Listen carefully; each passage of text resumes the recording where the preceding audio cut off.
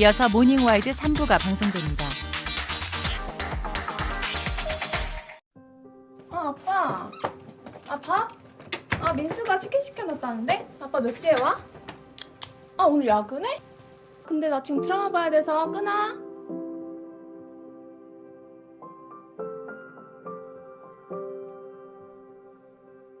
함께 누리는 일상의 기쁨. 폐쇄 자막 방송.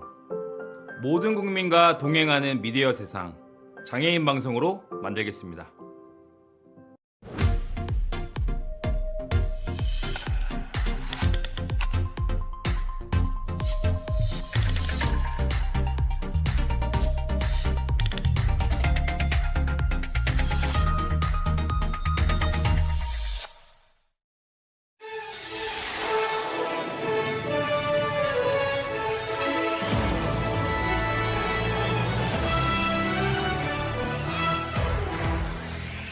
자신을 쳐다봤다는 이유 때문에 맞은편에서 걸어오던 일면식도 없는 남성을 무차별적으로 폭행한 사건이 발생했습니다.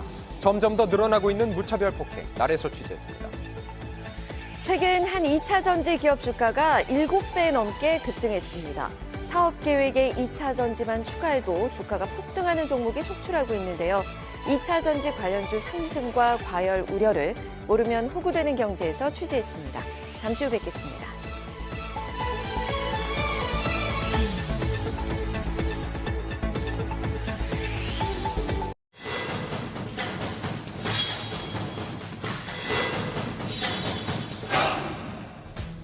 귀가 전 60대 남성이 맞은편에서 걸어오는 일면식도 없던 남성에게 무차별 폭행을 당했습니다. 폭행은 10분이 넘도록 계속됐다고 하는데요. 일상에 위협이 되고 있는 무차별 폭행 사건들, 자세한 내용 날에서 취재했습니다. 경기도 동두천의 한 길가입니다. 길을 걷던 남성이 마주오던 피해자에게 다가갑니다. 갑자기 피해자와 실랑이를 펼치더니 이내 피해자를 향해 발길질을 하는데요. 왜 그러는 거죠? 자, 이에 피해자가 쓰러졌지만 만취 상태의 남성의 폭행은 계속됐습니다. 들어가다가 애들 둘이 뭘 쳐다봐 그러면서 때렸어요.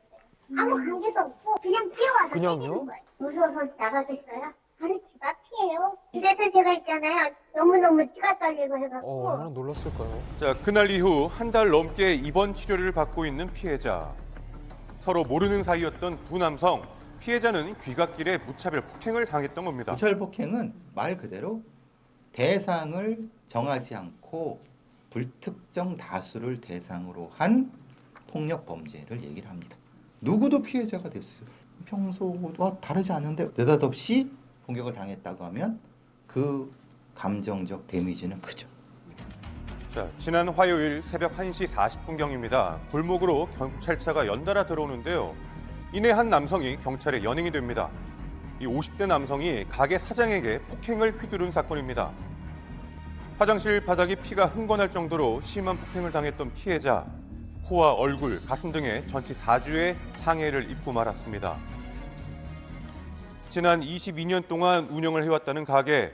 이날 단체 손님으로 왔던 가해자는 지인이 떠나고 피해자를 폭행했습니다. 자, 이곳이 바로 사건 현장입니다. 50대 남성은 지인들이 모두 떠난 뒤에 다시 가게를 찾아와서 혼자 있던 사장을 무차별적으로 폭행했습니다. 혼자 있던 피해자를 10분이 넘게 폭행했던 가해자. 피해자는 카운터로 도망쳐서 직접 신고를 했다고 합니다. 내가 화장실 가는 새 쫓아가지고 갑자기 사람이 돌분해가지고 사람 때렸어. 왜 때리냐 이랬더니 말도 안 하고 막 그냥 때리고 그래가 화장실 받아서 내가 잠시 기절해가지고 그래가지고 자꾸 때리패서 빨리 도망 나가. 그래서 119 신고해가지고. 현재 가해자는 현행범으로 체포돼 상해죄로 경찰 수사가 진행 중이라고 하는데요. 가리도 5개 부러졌고, 네, 여기 코도 여기 이렇게 코뼈도 부러졌고, 배를 너무 세게 맞아서 여기 심장에서도 피가 나와서 혈류도 나온 상태였고 엄청 위험하세요. 그저께 수혈도 한 상태고요. 저희 어머니가 지금 잠을 거의 못 주무시고 계세요, 밤에도. 경찰에 따르면 가해자는 최초 진술 시 만취 상태로 폭행 상황이 기억나지 않는다고 주장했다고 합니다. 법률상 무차별 폭행이라 따로 규정되어 있지는 않아요. 판사에게 그거를 가중할 수 있는 재량을 부여하게 규정이 되어 있기 때문에 이게 아무래도 판사마다 법원마다 좀 형량이 달라질 수가 있고 음주뿐만 아니라 약물이라든지 내가 그때 어떤 의사결정이나 사물을 변별할 수 있는 능력이 있지 않았다라는 부분들이 입증될 때는 뭐 심신미약 같은 그런 감형 사유들이 적용될 수 있습니다. 현행법상 심신미약은 감형 사유인데요. 피해자는 이것이 형량 결정에 영향을 미쳐서는 안 된다고 강조합니다. 무차별 폭행이라고 하면은 대부분 음주 상태일 경우가 많아요. 술을 먹고 욱해서 때렸다고 생각하는데 자기 어떤 걸 포출할 생각을 가지고 술을 먹는 거예요. 그러니까 여기선 음주 감경이나 음주라고 하는 것이 감경 요소가 아니라 오히려 가중 요소가 돼야 되는 거예요. 자, 무차별 폭행 사건이 발생한 이후 불안감이 커질 수밖에 없다는 주변 상인들. 나도 여기 식당 가는데도 혼자 있으면 재밌게 겁이 나서 못 있어요. 식당은 요새 시험을 이런 데가. 자, 사건 이후 피해자는 수면제 없이는 쉽게 잠에 들 수 없는 불안정한 상태라고 하는데요. 그리고 지난해 5월 30대 남성이 귀가하던 여성에게 무차별 폭행을 가한 사건이 발생하기도 했었습니다. 자, 당시 가해자는 피해자의 뒤를 쫓아 바로 이 길을 걸어갔고 오피스텔 안에서 무차별 폭행을 가했던 것입니다. 가해자는 피해자가 공동현관에 도착하자 머리를 발로 찬 후 기절할 때까지 폭행을 가했습니다. 자, 일명 부산 돌려차기 사건으로 불리며 대중들은 크게 분노하기도 했는데요. 피해자를 직접 만나 현재 상태를 들어봤습니다. 죽음의 한계를 봤던 거잖아요. 지금도 여전하고 그래서 마음을 먹어야 이제 문 밖을 나갈 수 있는 거라서 무섭겠어요. 하루하루가 쉽지 않아요. 자, 사건의 잔혹성과 재범 등을 이유로 가해자에게는 12년형이 선고됐는데요. 재판할 때까지도 가해자의 신상 정보도 알 수 없었고 피해자에게 방어권이 없는 것 같은 느낌을 굉장히 많이 받았었던 것 같아요. 피해자는 재판의 당사자가 아니다라는 말을 굉장히 많이 듣거든요. 뭔가 지금도 시한부 인생을 살고 있는 것 같아요. 당시 16주 이상의 상해를 입은 피해자. 가해자는 수감 후에도 피해자를 향한 보복 심리를 계속 드러냈습니다. 피해자 역시 엄벌을 촉구하는 탄원서를 제출했는데요. 지난 수요일 항소심을 결정한 재판부. 피해자의 의복과 속옷 등에 대한 전면 재감정을 실시해 추가 성범죄를 확인하기로 했습니다. 이건 개인에 대한 폭력이 아니에요. 누구도 공격할 수 있으니까 다수가 피해자죠. 즉 사회에 대한 범죄죠. 공동체를 대상으로 하는 위험한 범죄라는 법리로 접근해서 엄하게 처벌하면은 당연하게도 이런 형태의 범죄는 줄어들 수 있다. 단순한 폭력 범죄로 처벌되면 안 된다는 거죠. 불특정 다수를 향한 무차별 폭행, 연이은 사건으로 시민들의 불안은 커지고 있는데요.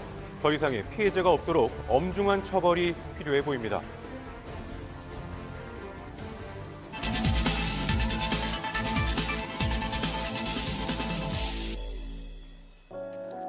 지난 18일 전세 사기 피해자의 합동 추모제가 있었습니다. 지금 사망자가 3명밖에 안 나왔죠? 이대로 가면 계속 나올 겁니다. 피해자들은 하루하루 고통 속에서 지내고 있는데요. 내가 미쳐갖고 내가 죽을 것 같아. 내가 주인이 아니라는 것밖에 나는 생각이 없어요. 길을 잃은 것 같아. 찾아가서 호소할 것도 없고. 부산, 동탄 등 전세 사기 지뢰밭이 되고만 대한민국. 밀착 카메라에서 취재했습니다. 부산에서도 집단 전세 사기 사건이 발생했습니다. 부산의 한 오피스텔. 작년 10월 법원에서 임의 경매 안내문을 받았다고요. 전세 보증금 9천만 원 중에 7,200만 원을 대출받았고요.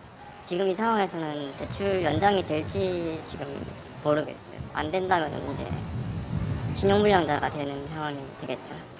피해 입주민 46세대가 돌려받지 못한 보증금은 39억 원 정도. 단수 직전이라는 안내문이 이제 온 거예요. 수도뿐만 아니라 전기도 계속 지속적으로 오고 있고요. 해당 건물에는 35억 원이 넘는 근저당이 잡혀 있었고 임대인이 이 대출금을 갚지 않았다고요. 입주민들 중에 제일 오래 사신 분이 말하시길 실제 소유자가 명의상 임대인이 아니다라는 말을 하시는 거예요. 실제 소유자가 따로 있다. 한 건설사 사장이 실제 소유자라고 합니다. 집이 저기예요. 실제로 여기가 시리즈가 되게 많아요. 그래서 안심하셔도 된다고 공인중개사가 그렇게 말했었어요. 해당 건설사가 지은 또 다른 빌라에 살고 있는 임대인. 해당 주소로 찾아가 봤는데요. 계세요? 계세요? 병원에 넘어간 이후로 임대인의 연락이 안 돼가지고 말이라도 대화라도 해보고 싶었는데 네, 어디 여기서 안 살고 있는 것 같아요. 계약 당시 옆 건물에 임대인이 산다며 안심하라던 중개인. 하지만 임대인은 한 번도 만날 수가 없었다고 합니다. 네, 여보세요? 네. 저 세입자인데요. 연락을 주신다고 해주시고 나서는 아무런 연락이 없으셨잖아요. 나하고는 상관없는 건 알고. 난 연락이 없어요. 굳이 난 내가 주인이 아니라는 것밖에 난 연락이 없어요. 씨한테 내가 전화하러 할게요. 통화 내용도 어처구니없고 정말 뻔뻔한 사람인 것 같아요. 그냥 회피하는 걸로밖에 안 보여요. 임대인과 더 이상의 연락은 불가능한 상황. 임대인이 알려준 실질적인 소유자가 사장으로 있는 건설 회사를 찾아가 봤습니다. 없는 거 보니까 허망합니다. 길을 잃은 것 같아요. 찾아가서 호소할 것도 없고 더 이상 실질적으로 만날 수 있는 사람들도 사라진 것 같아서. 이미 사라진 건설사. 문제는 그가 지은 또 다른 건물은 현재도 분양 중이라는 거죠. 이를 모르고 있는 피해자들이 더 있을지도 모릅니다.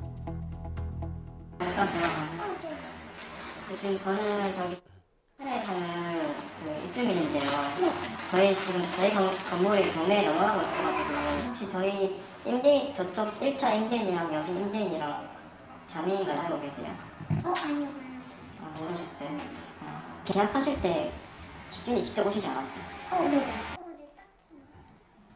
피해자들은 이 건설사 사장이 소유한 건물을 찾아다니면서 입주민한테 상황을 알리고 있습니다. 인근 건물에 사는 또 다른 피해자. 은행 근저당 얼마고 지금 국채 얼마고 개인채권 들어온 거 얼마고 이거 순서 다 털고 결국 후순위에서 정리해가지고 하시면은 N분의 할 것도 없다고. 지난 21년 4월에 계약한 세입자. 임대인은 건설사 사장이었는데요. 이미 경매에 한 번 유찰됐다고요. 지금 이거 그냥 제가 집에 가져온 거여서 크게 소비는 할 게 없잖아요. 집에 밥이 없네요. 언제 경매에 낙찰돼 쫓겨날지 모르는 상황에 단 한 푼이라도 아껴야 합니다. 전세 사기 이후 일상생활이 망가져버린 피해자. 뉴스도 많이 뜨니까 필터 열어서 관련서 업로드 날짜 찍어서 오늘 찍어서 매일 업데이트 내용 봅니다. 근데 이제 찾아볼수록 더 답이 없고 하루 종일 전세 사기와 연관된 기사를 모두 찾아 읽는다고 하는 피해자. 이 피해자는 창업을 시작한 지 2달 만에 전세 사기를 당해 생활고에 시달리고 있죠. 월세랑 이것저것 합치면 한 200 정도 나가는 것 같습니다. 적자의 상태가 언제 마무리될지 모르는 상태에서 계속 안고 가는 거니까 그 기간 동안 불안감이 되게 크죠. 현재 피해자 20명은 전세 사기를 당했다며 건물주와 중개인 등을 경찰에 고발한 상태. 최근 연이은 전세 사기 피해 신고로 대규모 전세 사기 피해가 드러난 동탄. 불과 일주일 전 자신이 전세 사기를 당했다는 걸 우연히 알게 된 피해자를 만났습니다. 게시글을 보고 부동산이 낯익어서 혹시 나도 부동산 전화를 걸었던 거고 부동산 전화가 안 되니 집주인한테 연락을 했던 거고 그래도 안심이 안 돼서 등기부등본을 뗐던 건데 등기부등본상에 압류가 걸려 있어요. 오피스텔 43채를 소유한 임대인이 파산 신청을 했다는 사실을 회사 게시판을 통해서 알게 된 거죠. 부동산에 가고 있고 여기서 이제 많은 피해자분들이 같이 계약을 했고 많은 피해자가 여기서 나왔기 때문에 부동산 중개인들도 같은 사기 범죄라고 생각합니다. 최근 잠적한 빌라 250여 채를 보유한 부부도 해당 중개업소가 계약을 했습니다. 피해자들은 중개사도 공범으로 의심하는 상황.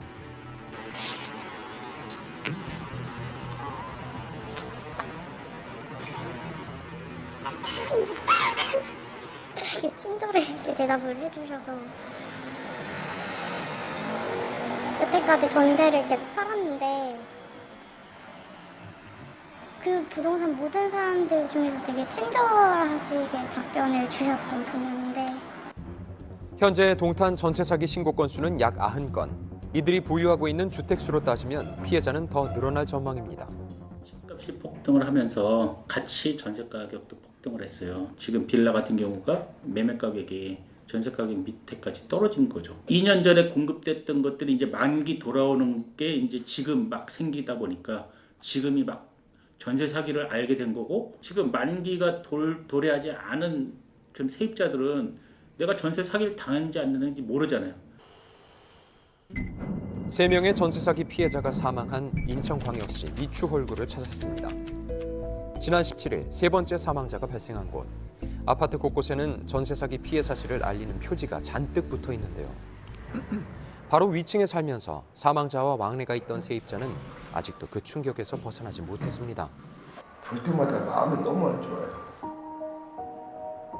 30대 사망자의 집안에는 경제적으로 힘들다, 다시는 이런 일이 없었으면 좋겠다는 내용의 유서가 발견됐는데요. 서로 인사도 하고 안부도 묻고 서로 위로하면서 지냈거든요. 튼튼하고 당당하신 분이었는데 이런 사실조차를 솔직히 믿고 싶지가 않았고 길거리에 앉아서 계속.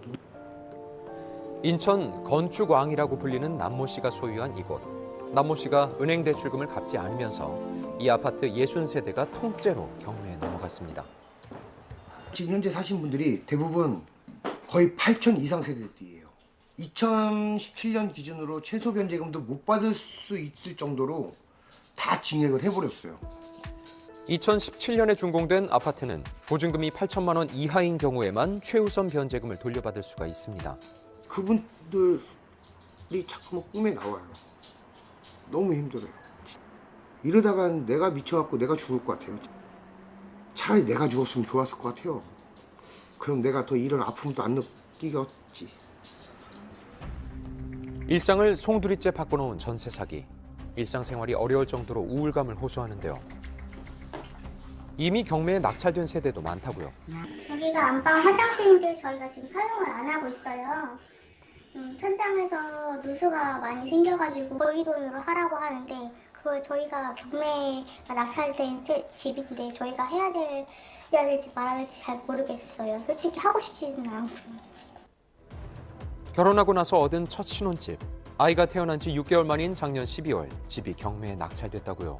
저희 밑에 층에서 안 좋은 소식 있었던 건 아시죠? 저희들도 마찬가지로 그런 생각 들거든요. 핸드폰에 애기 동영상 같은 거 많이 찍어놨거든요. 그러면 막 까르르 웃고 있는 그 모습 보면 정신 차려야지 생각도 들고.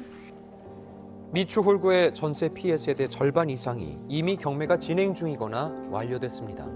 옆에 있는 거면 뒤에 있는 점퍼루까지 다 지인들이 사주고 애기한테 나오는 뭐 수당 같은 게 있어요. 자꾸 그 돈에 손이 되게 돼요. 생활비 쪽으로 쓰게 되다 보니까 참 면목 없는 엄마네요. 10개월 된 아이를 키우고 있는 신혼부부. 아이한테 제대로 된 지원을 해주지 못해서 항상 미안합니다. 진짜 미치겠어요. 다 돈이라서 어떻게 해야 될지. 돈도 저희도 많이 벌고 싶죠. 많이 갖고 싶고 많이 있었으면 좋겠고. 전세 사기 시민사회 대책위원회는 피해자들이 떼인 전세 보증금을 돌려받을 수 있는 대책 마련을 촉구했습니다. 현재 전세 사기 우려 지역은 25곳. 정부는 이에 뒤늦게 대책을 쏟아내고 있는데요. 피해를 막기 위한 실효성 있는 해법이 시급합니다.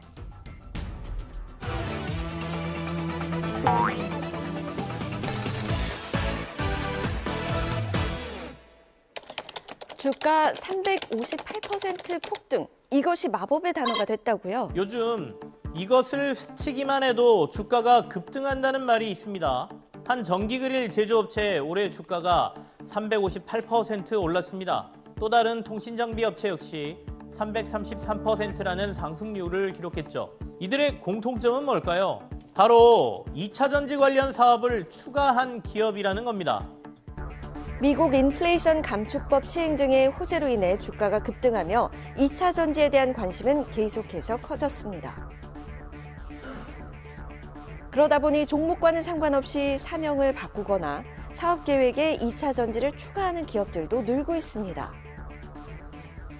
최근에 2차 전지주가 거의 테마를 형성을 하면서 단기 급등 현상에 편승을 해서 사명 변경을 통해서 본질적인 어떤 실적 개선보다는 이미지 개선이라든지 이런 걸 통해서 단기적인 주가 부양을 기대하는 측면이 있는 것 같습니다. 올해 1분기 2차 전지를 사업 목적으로 변경한 코스닥 상장사는 16개, 유가증권 시장 상장사까지 더하면 올해 1분기 90여 개의 업체 기업이 2차 전지를 사업 목적에 추가했을 것으로 보이는데요. 2차 전지 테마에 편승하고자 하는 투자자들의 매수세는 또 다른 기업으로 이어졌는데요. 지난 13일에서 14일 이 기업은 개인이 가장 많이 순매수한 종목 1위를 기록했습니다. 과거에도 비슷한 사례가 있었는데요. 2018년 국내 증시에 불었던 바이오 열풍입니다. 당시 한 바이오 벤처 기업은 상장 후 1년 새 560% 넘게 급등했습니다. 시가총액이 한때 10조 원을 넘을 정도로 과열 양상을 보이기도 했는데요. 당시엔 사명에 바이오만 붙어도 주가가 천정부지로 치솟았습니다. 기업들도 바이오 열풍에 편승해 사명을 변경했었죠. 10개 기업의 주가는 사업 변경 2개월 후 평균 21.4% 상승했습니다. 하지만 효과는 오래가지 않았습니다. 2019년 38.3%까지 떨어졌는데요. 무늬만 바이오 회사라는 비판을 받기도 했습니다. 주가라는 것은 아주 장기적으로는 그 기업의 본질 가치와 같이 갈 수밖에 없습니다. 실적이 뒷받침되지 않는 주가는 언젠가는 또 떨어질 수밖에 없기 때문에 사업 내용을 충분히 검토하실 필요가 있고 오히려 내용과 상관없이 회사명만 자꾸 바꾸는 그런 주식의 경우에는 오히려 투자자들이 더 유의하실 필요가 있겠습니다. 치킨을 둘러싼 3,000원 논란, 치킨 한 마리도 부담스러워졌습니다. 최근 온라인상에서 불거진 치킨 3,000원 논란 들어보셨나요? 한 치킨 프랜차이즈 업체가 일부 메뉴에 냉장육을 선택하면 추가 요금을 내는 옵션을 넣은 것인데요. 기본 치킨은 2만 원인데 냉장육으로 바뀌면 3,000원이 더 붙습니다. 해당 업체는 냉장육 옵션이 고객들의 요구를 반영한 것이고 조리 과정이 번거롭기 때문에 추가 요금을 받는다고 밝혔습니다. 그래도 잘 납득이 되진 않죠. 소비자들도 이러한 조치에 싸늘한 반응을 보이고 있습니다. 또 다른 치킨 프랜차이즈 업체에서는 이달 초 치킨 가격을 3,000원 인상했습니다. 2만 원짜리 메뉴는 2만 3천 원이 됐는데요. 15%나 오른 것입니다. 여기에 배달비까지 더하면 치킨 한 마리 가격 3만 원에 육박하게 되는데요. 게다가 생닭의 평균 가격은 약 3,000원, 높은 치킨 가격에 대한 반발에 기름을 부었습니다. 예전에는 치킨값이 너무 쌌는데 지금 너무 많이 올라가지고 많이 부담스러워서 사실 좀 시켜먹기가 좀 꺼리죠. 치킨 가격이 날로 비싸지고 있습니다. 더는 국민 간식이라고 부르기도 부담스러운 상황이 됐는데요. 그러다 보니 부담이 커진 소비자들은 치킨값 다이어트에 나서고 있습니다. 금요일 저녁 한 치킨집. 매장 안 손님보다 포장 주문을 이용하는 사람들이 더 많습니다. 포장을 해서 1,900원입니다. 직접 매장에 방문해 포장할 경우 원래 가격보다 2, 3천 원을 할인받을 수 있기 때문인데요. 가까운 거리인데도 불구하고 3,000원, 4,000원 하는 게 너무 비싸다고 생각을 해서 테이크아웃 하는 편인 것 같아요. 저희 식구가 4명인데 요즘 2마리만 시켜도 막 5, 6만 원이 나와서 너무 부담스러워가지고 그래서 포장을 많이 합니다. 소비자들은 치킨을 조금이라도 더 저렴하게 먹기 위해 전화 주문, 포장 할인 등을 이용하고 있습니다. 일단 저희 서비스 비용이라든지 그러니까 인건비라든지 배달 수수료 그런 부분들이 전혀 없기 때문에 아무래도 손님 입장에서도 반응이 더 좋은 것 같습니다. 프랜차이즈 치킨 가격이 뛰면서 그 틈새를 노리고 편의점들도 만원대 치킨 제품을 잇따라 내놓고 있습니다. 오픈런까지 하게 만들었던 대형마트 치킨 대란에 이어 올해는 편의점 4곳 모두 치킨을 판매하며 치킨 전쟁이 시작됐습니다. 점심시간에는 학생들이 간식이나 식사 대용으로 많이 사가시는 편이고요. 저녁에는 주류 안주로 치킨을 많이 구매하시는 편이라고 보시면 될 것 같습니다. 전년 같은 기간 대비해서 약 3배가량 매출이 신장했다고 보시면 될 것 같습니다. 치킨값이 부담돼 집에서 직접 치킨을 튀겨 먹는 소비자들도 늘고 있는데요. 한 대형마트의 냉동치킨 매출은 전년 동기 대비 202% 증가했습니다. 이런저런 물가가 올랐다는 건 소비자들도 이미 느끼고 알고 있긴 합니다만 축산 농가에서 사들인 닭 한 마리 가격이 튀겨지고 브랜드가 입혀지면 10배나 뛴다는 건 가끔은 너무하다 싶기도 합니다. 결국 판단은 소비자들의 몫인데 부담을 느낀 소비자들의 현명한 소비도 더 늘어나지 않을까 싶습니다. 눈 뜨고 당한다? 온라인 눈속임 상술 주의하셔야겠습니다. 최근 SNS에서 이런 광고 보신 적 있으신가요? 숙박 예약 사이트에서 발견한 저렴한 가격. 하지만 서둘러 예약하려고 들어가 보면 결제 화면에는 훨씬 비싼 가격에 결제를 유도하고 있는데요. 이러한 경험 이면에는 치밀하게 계산된 업체의 의도가 깔려 있는 경우가 많습니다. 바로 다크 패턴입니다. 소비자들의 심리나 행동 양상을 파악하고 눈속임을 통해 소비자들의 합리적 소비를 방해하는 행위인데요. 사는 지역, 본인 생일, 부모님 나이 합산 등 제시된 지원 자격만 된다면 무료로 가족 사진을 찍어준다는 이벤트입니다. 마침 나에게 딱 맞는 조건들, 반가운 마음에 이벤트 참여를 하게 만드는데요. 얼마 전 SNS에서 발견한 무료 사진 촬영 이벤트에 신청했다는 한 소비자. 무료 이벤트라고 고지가 되어 있고 사진을 다 찍고 이제 셀렉하는 시간이 되어서야 230, 240 정도 나오는데 이거 2세트를 하셔야 원본 제공을 해준다. 무분별하게 수집된 개인정보를 통한 개인 맞춤형 광고, 무료라고만 고지한 뒤 추가 비용을 받는 것 모두 다크 패턴에 해당합니다. 또 다른 소비자 역시 다크 패턴을 경험했습니다. 1회 무료 체험이다 해가지고 갔던 건데 화장품 100만 원치 사면은 피부 관리를 무료로 뭐 10번 정도 해주겠다. 결제한 금액만큼 화장품으로 다 받는 거라 손해 없다. 하지만 2번 이용 후 환불을 요청하니 환불이 어렵다는 답변을 받았습니다. 그게 원래 원가가 한 관리당 뭐 40만 원이다. 2번 받았으니까 이거 80만 원이다. 이래가지고 뭐 남겨줄 돈이 없다. 이런 식으로 나오시더라고요. 이렇듯 다양한 다크 패턴의 유형들, 수법도 나날이 교묘해지고 있습니다. 유료 서비스를 이용하다가 해지하고 싶어도 해지 페이지가 전면에 노출되지 않아 찾기 어려울 때가 많은데요. 한 쇼핑몰에서는 유료 멤버십을 해지할 경우 멤버십 해지가 아닌 내가 받고 있는 혜택 포기하기라고 적힌 버튼을 눌러야 합니다. 소비자의 선택을 혼란스럽게 만드는데요. 하지만 실질적인 처벌이나 제재가 어려웠습니다. 실제로 이게 기만적 방법에 해당하는지가 예시가 있기는 한데 그 예시에 다 포함될 수 있는 행위인지가 조금씩 다르다 보니까는 이게 소비자 입장에서도 그리고 또 뭐 공정이라든지 수사기관 입장에서도 판단이 조금 불분명한 부분이 있는 거죠.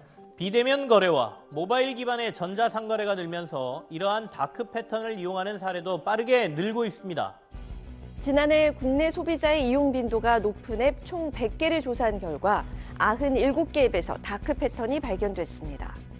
정부가 이렇게 눈속임으로 물건을 사게 하거나 서비스에 가입하게 하는 상술 규제에 나섰습니다. 공정위는 13가지 다크 패턴 유형을 선정해 규제에 나섰고 특히 무료에서 유료로 전환할 때 고지하지 않는 스문갱신 등 7개 유형에는 현행 전자상거래법을 적용해 1,000만 원 이하의 과태료를 부과하기로 했습니다.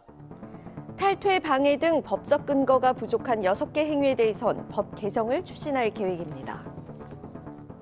전자상거래가 최근에는 훨씬 증가했지 않습니까? 근데 그럼에도 불구하고 이 전자상거래법 같은 경우에는 금지 행위를 위반했을 때 과태료 1,000만 원 이하거든요. 어떠한 징역형이라든지 벌금형이 규정이 돼서 이런 위반 행위에 대해서 조금은 제동을 거는 그런 좀 필요가 있는 시기가 아닌가 생각이 됩니다.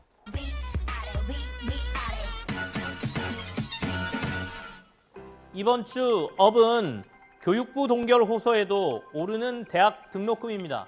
올해 국내 193개 4년제 대학 중 86개 대학이 등록금을 올린 것으로 나타났습니다. 교육부는 올 초 등록금을 동결하거나 인하하는 대학에 3,800억 원의 국가장학금을 주는 등 대규모 지원을 하겠다며 등록금 동결 기조에 동참을 호소했었는데요. 국가장학금을 지원받는 것보다 등록금 인상으로 인한 혜택이 더 커지며 등록금 인상을 택한 대학이 많아진 것이죠. 이번 주 다우는 택시요금 대폭 인상 후 줄어든 승객입니다.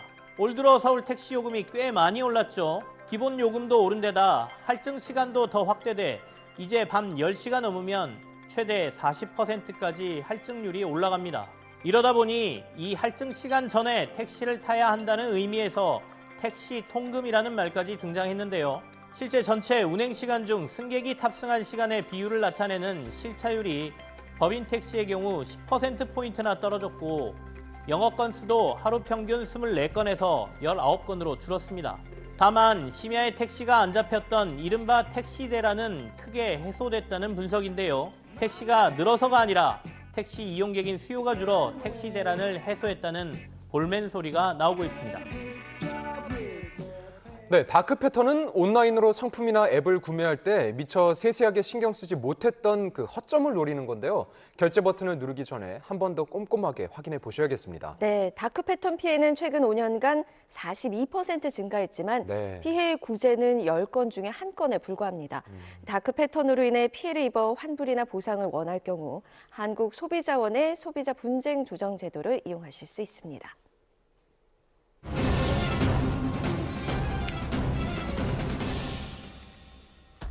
새벽 3시 30분, 헬멧을 쓴 남성이 망치로 유리벽을 내리칩니다. 뒤이어 또 다른 남성이 들어가는데요. 15초 만에 밖으로 나온 이들, 바로 10대였습니다. 빅데이터로 검색하자 지난해 12,692건 검거, 전체 중 17.1%가 미성년자였는데요. 54.7%가 재범을 하며 약 3,300건이 15세 미만인 10대 절도입니다.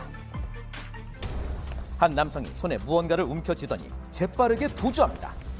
지난주 목요일 대낮에 금은방에서 절도 행각을 벌인 중학생이 경찰에 붙잡혔는데요. 빅데이터로 알아본 10대 절도, 공모, 도주, 금은방 등의 단어가 등장합니다. 광주의 금은방 인근에서 10대 여성이 서성이더니 남성과 대화를 나눕니다. 잠시 후 해당 10대 여성은 또 다른 여성과 함께 금은방 안으로 들어가는데요. 이제 화장도 있고 노랑머리고 그러니까 학생인지 전혀 몰랐어요. 24K 순금을 남자친구한테 선물하려고 그런다. 통화를 하며 밖으로 나온 여성, 근처에 숨어있던 남성에게 신호를 보냅니다. 신호를 받은 남성은 바로 금은방으로 들어가는데요. 금은방 앞에서 대화를 나눴던 두 남녀, 가게에 들어서자 전혀 모르는 사람이 되었습니다. 에어컨을 틀어줬는데 덥다고 계속 문을 여는 거예요. 근데 또 열고 또 닫고 계속 한 3번을 그랬어요. 이제 잘 안 보이고 그러니까 돋보기 안경도 갖다 주라고. 또 이제 또 뭐를 여기에서 갖다 주러 이렇게 간 사이에 주인이 잠시 자리를 벗어나자 주위를 살핀 후 여러 개의 금품들을 손에 들고 도주합니다. 남자 사장님이 혼자 맨발로 뛰어갔는데 진짜 간이 막 벌렁벌렁했어요. 왜냐면 요즘 세상도 무섭고 자칫하면 위험할 수도 있는 상황. 급하게 들어와 신고를 하려는 그 순간 없어진 금품들을 뒤늦게 확인했습니다. 도주한 남학생이 시선을 끄는 사이 가게 안 여학생들이 재빨리 남아있던 금품들을 훔친 건데요. 금을 훔친 후 금은방 주인과 마주쳤지만 태연하게 지나가는 모습까지 보였습니다. 한 2,800 정도. 품에다가 커플 반지에다가 또 5돈에다 요즘 금값도 비싸잖아요. 그러니까요. 도망간 10대 남성은 금은방에서 300m 떨어진 화장실에 숨어있다 붙잡혔는데요. 심지어 바로 전날 이륜차 절도 사건으로 붙잡혔다가 풀려났다고요. 대낮에 벌어진 금은방 절도 사건. 이는 14살 중학생들이 치밀하게 공모한 범행이었습니다. 중학생이요? 귀금속 자체가 무게도 작으면서 고가이니까 쉽게 훔쳐서 또 현금화할 수 있는 그런 장점이 있기 때문에 이런 범행 대상을 선정한 것 같습니다. 우발적이라기보다는 사전에 충분한 이런 계획이라든지 역할 분담, 또 사후에 어떤 이익을 분배하는 과정을 봤을 때 상당히 심각한 수준의 절도 범죄라고 보여집니다. 경기도 용인의 한 금은방. 10대 남성이 금목걸이를 보는 듯 하더니 재빠르게 주머니에 넣고 도주합니다. 손님으로 가장했던 절도범. 해당 금은방을 찾아가 이야기를 들어봤습니다. 어떻게 오셨냐고 하니까는 아버님 생일 때문에 선물하러 왔다. 그래서 한번 걸려보시라고 어떤 이제 물건을 골랐는데 두 가지 마음에 들어서 이제 뭐 목에도 걸치고 하더니만 젊은 남성이 부모님께 선물한다는 말에 적극적으로 골라준 주인. 전혀 10대라고 생각을 못했다는데요. 덩치나 저기 뭐 모자 쓰고 그랬지만은 20대 중반을 보였어요. 근데 나중에 알고 보니까는 10대라는 걸 알았는데 참 어이가 없고 환장했습니다. 10대 남성이 저지른 절도 이뿐만이 아니었습니다. 해당 범행 며칠 전 10대 남성이 한 주택가 골목길에 나타났는데요. 중고거래 사이트에서 만난 40대 남성에게 1,600만 원어치의 금품을 빼앗으며 절도 행각을 벌였습니다. 조사 결과 10대와 20대로 이루어진 12명의 조직이었는데요. 범행을 공모한 모습까지 포착된 상황. 무려 4,500만 원어치나 훔쳤다고요. 자기들의 어떤 말을 듣는 10대 청소년들을 고득이거나 또 사주해서 이런 범죄를 저질 경우에 실제로 청소년들은 성인들에 비해서 뭐 가벼운 처벌을 받는 그런 점들을 좀 악용한 상황이 아닌가 생각됩니다. 빅데이터로 알아본 10대 절도, 무면허 운전, 절도 챌린지, 차량 탈취 등의 단어가 등장합니다. 지난 3월 갓길을 달리는 고속도로 순찰 차량. 갑자기 앞서 달리던 차량이 빠르게 후진합니다. 경찰이 다가가 하차 명령을 하지만 이내 무시하고 멈춰선 차량 사이로 역주행까지 하며 도주하는데요. 뭐죠? 한순간 아수라장이 되어버린 도로. 심지어 도주 과정에서 가로막은 순찰차와 부딪히기까지 했습니다. 차량 조회를 해보니까요, 도난 차량으로 나와가지고 뒤에서는 추격을 하면 일단 차를 세워야 되니까 전면 차단을 시켜놓은 겁니다. 운전자는 10대 고등학생으로 문이 잠기지 않은 승용차를 절도했던 건데요. 면허도 없이 약 60km를 달리며 전남 일대를 위험하게 돌아다닌 10대 3명. 특수절도와 무면허 운전 등의 혐의로 입건됐습니다. 인천 미추홀구의 한 무인 모텔 주차장. 고급 승용차 한 대가 주차를 하는데요. 차에서 내리는 운전자와 동승자, 바로 중학생이었습니다. 여기에 미성년 출입 금지라고 분명히 이렇게 많이 적어놨는데 사용 금지라고 돼 있고 하니까 여기 출입하면 안 된다. 경찰을 부르겠다. 해도 막 달라들었어요. 돈 내놔라 그러고 전북 군산에서 인천까지 약 200km 넘게 달려온 중학교 2학년 학생들. 이들의 범행, 이번이 처음이 아니었습니다. 조사받고 보자 댕기에서 석방이 됐는데 애들이 거기 나와서 또 차를 훔친 거예요. 풀려나자마자 또다시 절도 행각을 벌이며 일탈을 계속했던 건데요. 중학생 2명이 특수절도 혐의로 입건되었습니다. 그런데 이 경우에도 소년법의 적용 대상인 소년들의 경우에는 소년보호 처분의 대상이 되거나 형사처벌을 받더라도 단기, 장기형의 부정기형을 받을 수가 있기 때문에 여전히 성인에 비해서는 조금 경한 처벌로 마치게 될 가능성이 큽니다. 미국에서는 특정 차량 절도가 증가했습니다. SNS에서 이슈된 영상이 10대에게 일종의 놀이처럼 번지며 절도 챌린지로 이어져 문제가 되고 있습니다. 10대들 사이에서 장난 삼아서 특정 브랜드를 타겟으로 해서 차량 절도가 많이 일어나고 있습니다. 10대 중에서도 나이가 어리게는 12살부터 어린 나이의 친구들도 하고 있어요. 미국의 차량들은 대부분 도난 방지 잠금 장치가 설치되어 있지만 일부 설치가 되지 않은 차량이 범행 대상이 된 건데요. 훔친 차량이 범죄에 악용될 수도 있는 상황. 차량 절도로 인해서 또 추가 범죄가 생기는 게 더 큰 문제가 되고 있어요. 빅데이터로 알아본 10대 절도, 계획범죄, 재범, 무인점포 등의 단어가 등장합니다. 지난주 월요일 서울의 한 무인점포. 10대 남성이 미리 준비한 둔기로 금고를 내리치는데요. 이내 재빠르게 돈을 챙깁니다. 잠시 뒤 또 다른 무인점포에서도 10대 남성들을 볼 수 있었는데요. 10대 2명이 돈을 훔치는 시간은 3분도 채 걸리지 않았습니다. 무인이기 때문에 좀 더 충동이 솟구치는 건지 모르겠는데 무인 가게를 운영하는 입장에서 말로만 듣던 일을 실제로 겪게 되니까 되게 좀 당황스러웠고요. 최근 무인 매장 절도가 증가하는 가운데 절도범 중 대부분이 10대였는데요. 그 수법 또한 대담해지며 계획적으로 변하는 10대 절도. 전문가는 범죄를 막기 위해서 구체적인 대안이 필요하다고 말합니다.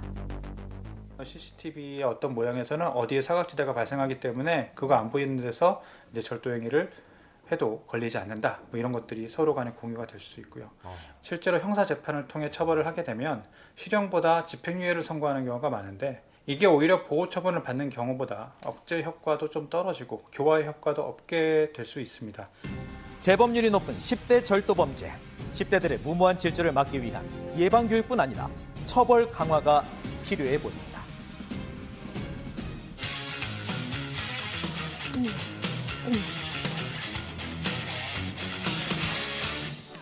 연예 뉴스 강경윤 기자와 함께합니다. 트로트 가수 임영웅 씨가 아이돌 못지않은 인기와 기록들로 화제죠.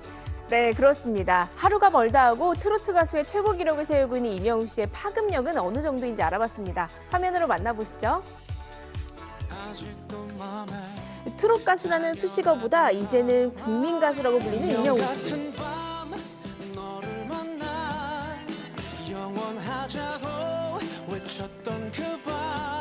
그의 파급 효과가 가요계를 넘어 스포츠, 영화, 의료계까지 확대되고 있습니다. 이달 초 서울 월드컵 경기장에서 열린 K리그 축구 경기. 임영웅 씨의 시축 소식에 역대 최고 유료 관객 기록을 세웠는데요. 영웅 시대 오늘 이 자리에 오셔서 너무 감사합니다. 10분 정도의 시축과 축하 공연임에도 불구하고 많은 사람들이 경기장을 찾았습니다. 코로나 사태 이후 프로 경기 중 최다 관중을 기록했다고 하죠. 혹자는 그렇게 얘기합니다. 임영웅의 주업은 가수가 아니라 축구 선수다. 그렇게 얘기할 정도로 제가 정말 축구를 되게 좋아하는데요.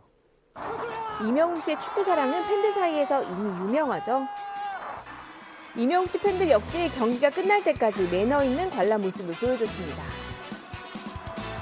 임영웅 씨 팬들은 시축 이후에도 그 열기를 이어가고 있는데요. 지난 주말 경기에도 임영웅 씨 팬들은 단체로 축구장을 찾아 기존 축구 팬들에게 영향을 주지 않는 자리에서 관람을 했다고 하죠. 이처럼 임영웅 씨의 파급력이 스포츠계에도 활력을 불어넣고 있습니다.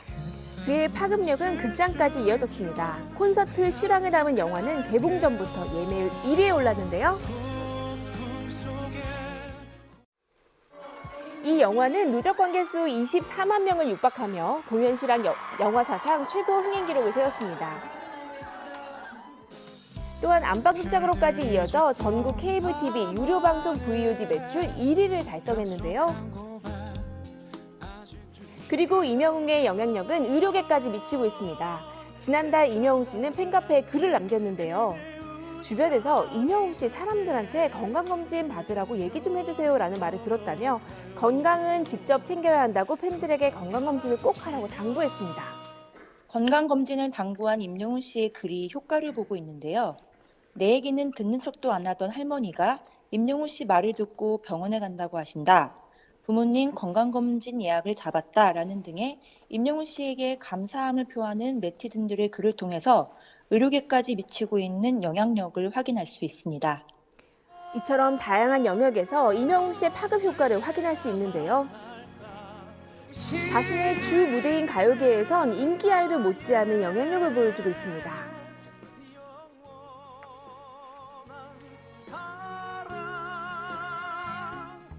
공식 팬카페 회원수가 19만 명 이상으로 막강한 팬덤을 보유하고 있는 임영웅 씨. 그의 공식 동영상 채널은 트로트 가수 최초로 20억 뷰 돌파를 앞두고 있습니다. 트로트 장르뿐만 아니라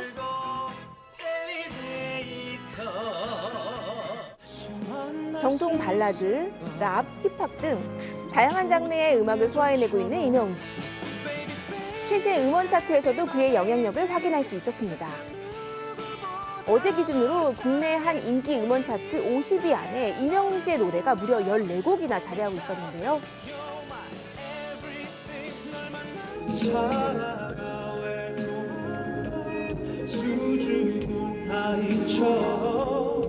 특히 지난 2021년에 부른 노래 사랑은 늘 도망가는 아이브, 블랙핑크, 지수, BTS 슈가 등 인기 아이돌들과 경쟁하며 9위 자리를 차지하고 있었습니다.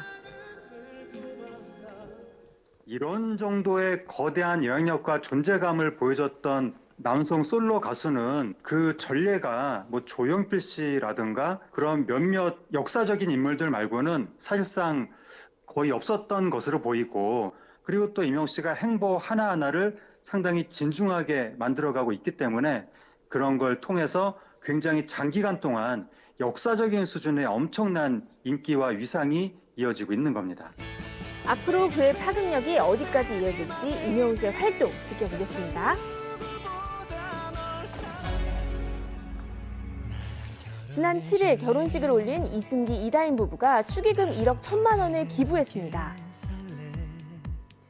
이 중 1억 원은 출산을 앞둔 저소득 가구 예비 엄마와 신생아 후원에, 1천만 원은 강릉 산불 피해 이웃 돕기에 사용될 예정인데요. 두 사람은 결혼하기 전부터 축의금 기부를 염두에 뒀던 것으로 알려졌습니다. 결혼 발표부터 결혼 후까지 크고 작은 논란과 의혹들에 휩싸인 것이 그 배경이 된 것으로 알려졌는데요. 결혼하기 전에는 장모인 이 견미리 부부의 주가 조작 의혹 등으로 굉장히 시끄러웠고, 또 결혼 후에는 결혼식 협찬 의혹이라던가 신혼여행 이슈 등이라던가 계속해서 관련 보도들이 쏟아져 나오면서 마음고생을 한 것으로 알려졌습니다. 이에 이승기 씨는 결혼 후 SNS를 통해 비하와 조롱 섞인 뉴스, 악플에 고통을 호소하며 장문의 글을 올렸는데요. 처가와 관련한 의혹과 결혼식 협찬에 대해 사실이 아니라고 부인하고 나선 겁니다. 뒤이어 앞으로 부부가 함께 갚으며 살아가기로 했다며 축의금뿐만 아니라 기부에도 뜻을 내비쳤습니다. 이에 앞서 이승기 씨의 장모인 견미리 씨도 자신의 몫으로 들어온 축의금을 인연이 있는 단체 두 곳에 기부한다고 밝힌 바 있는데요. 하지만 이 역시 논란이 됐습니다. 견미리 씨가 기부하는 곳이 평소 후원하던 곳이다 보니까 본인이 운영하는 단체에 셀프 기부를 한 것이 아니냐라는 이런 의혹이 제기가 된 거예요. 그런데 알고 보니까 견미리 씨가 기부를 한 곳이 비영리 사단법인이기 때문에 영리 활동을 할 수가 없는 곳이거든요. 견미리 씨가 이뿐만 아니라 운영이 아닌 후원 회장을 맡고 있다라는 사실까지 알려지면서 셀프 기부다라는 이 오해가 풀리기도 했습니다. 크고 작은 논란 속 부부가 된 두 사람. 결혼 후에도 각각 예능과 드라마 등으로 활발한 활동을 이어나갈 예정입니다. 네, 연예뉴스 오늘은 여기까지입니다. 지금 8시 28분 지나고 있습니다. 고맙습니다. 지난 일요일 서울시청 앞이 북적였습니다. 서울광장이 책 읽는 야외 도서관으로 변신한 건데요. 아이들이 좋아하는 동화책부터 인문 도서까지 5천여 권의 책들이 누구나 자유롭게 읽을 수 있게 준비됐습니다. 아빠 읽어주세요. 읽어줄까요? 책과 함께하는 도심 나들이에 온 가족이 즐거운데요. 너무 재밌어요. 기업이랑 다 한글이 많아요. 야외 도서관 한편에는 그네, 미로 탈출 등 아이들이 뛰어놀 수 있는 프로그램도 함께했습니다. 다시 동심으로 돌아간 것 같아서 기분 좋았고요. 또 아이랑 같이 뭔가 같이 해낸다는 거에 대해서 상당히 기분 좋았습니다. 올해는 광화문 광장에서도 야외 도서관이 마련됐는데요. 넓은 공간이 색다른 분위기로 달라졌습니다. 마치 캠핑을 온 듯 텐트와 파라솔에서 즐기는 북캠핑인데요. 일상 속 여행을 떠나는 기분이랍니다. 가끔 가는데요. 오늘 여기 오니까 캠핑 온 것 같아요. 도심 나들이에 나선 시민들이 야외 도서관에서 발걸음을 멈췄는데요. 3천여 권의 책들이 구비된 도심 광장. 바쁜 일상 속에 잠깐의 여유를 느껴봅니다. 나들이길에 책들이 있으니까 다들 책 한 번 더 관심을 가지게 돼가지고 좋은 것 같습니다. 이날은 세계 책의 날을 맞아 야외 도서관 개막 행사도 진행됐는데요. 시민들의 눈을 사로잡는 공연이 함께 즐거움을 한껏 더했습니다. 서울에 있는 랜드마크인 광화문 광장에도 시민들이 일상 속에서 즐겁게 책을 읽을 수 있고 또 많은 문화를 향유할 수 있도록 저희가 추가로 조성하였습니다. 책과 함께하는 시간, 도심 속에 펼쳐진 야외 도서관으로 나들이 떠나보는 건 어떨까요?